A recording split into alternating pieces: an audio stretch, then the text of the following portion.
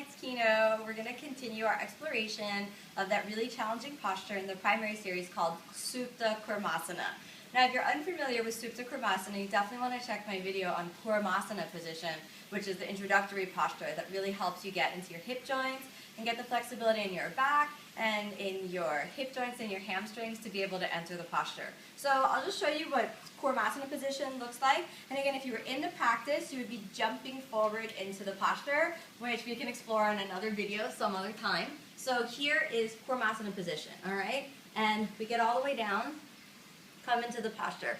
And a lot of students, once you're there, you're like, well, what do I do now? You kind of feel like it's vulnerable, you're stuck there, you're down, and you're not really sure how to move. So first thing before progressing, of course, is to get really good and integrated where you are. So check to make sure that your Kurmasana position is as integrated as possible. Now I'll show you some tools that you can use, especially if you're working on your own, to get from Kurmasana to Supta Kurmasana. So here you are, in Kurmasana position. Now, the way to progress is to externally rotate the hip joints, place the top of the head on the ground, and then wiggle your feet close to the head. Okay? So you're wiggling the feet close to the head. Then, I lost a flower. This is Bali, they have beautiful flowers. I love the frangipanis here. Then you're rotating that right shoulder forward and around, left shoulder forward and around, and if you can't reach your hands and you can't bind your feet, you're just going to stay right there and hang out. And then you can take 5 breaths there, and you can move on. Now, the next thing that you could do, especially if you're practicing by yourself and you want to work on the bind, if you weren't able to get the bind, is you can work on binding one hand at a time. So I'll show you what that looks like. You can go down, bind one hand, and really pull on the shoulders while the head is down. That's going to help you get the position of the shoulder that you need to get the bind. If you did one side, then you should try the other. So here you are, reaching down.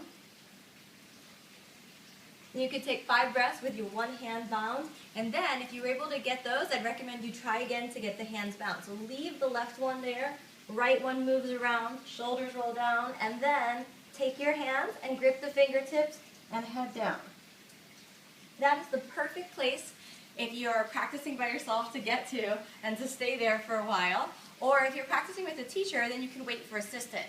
What I definitely recommend is if you're able to get this far in the primary series, then you're able to bind your hands. I think you get way deeper into Supta Kurmasana if you sit up and really try to get the legs behind the head. It's also a really wonderful hip opener. If you're practicing by yourself, you really have to, work your hip joints and work the practice as much as possible. So if you were trying that on your own and you're able to get to the point where your hands are bound and there's no one there to help you, then you would crawl yourself out of it just like I did and then take, one leg at a time.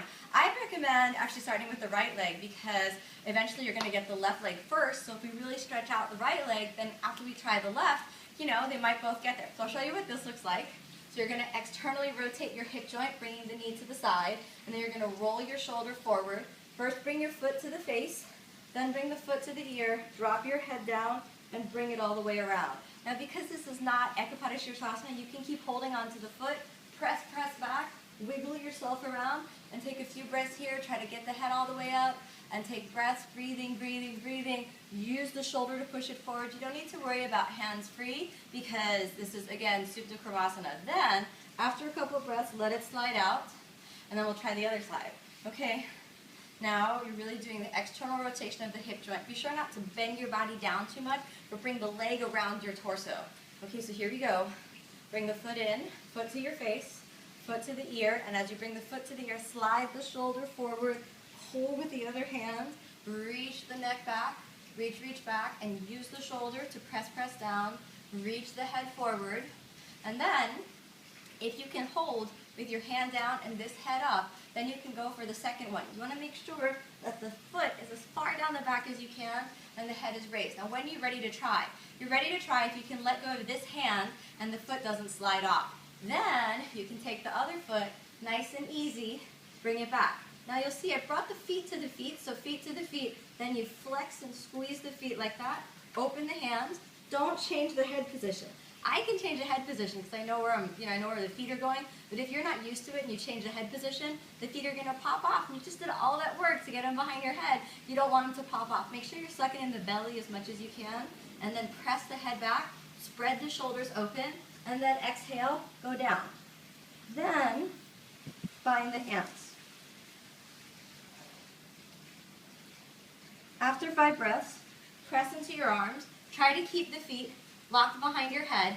And then the traditional way is to lift up and jump back. So I'll show you that, okay? So here we are.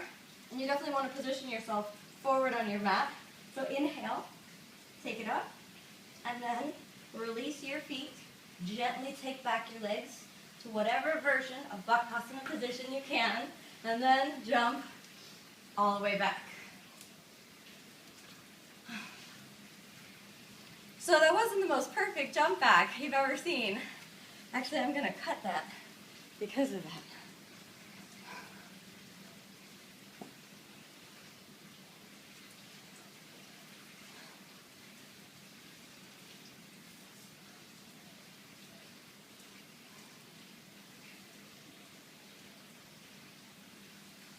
So,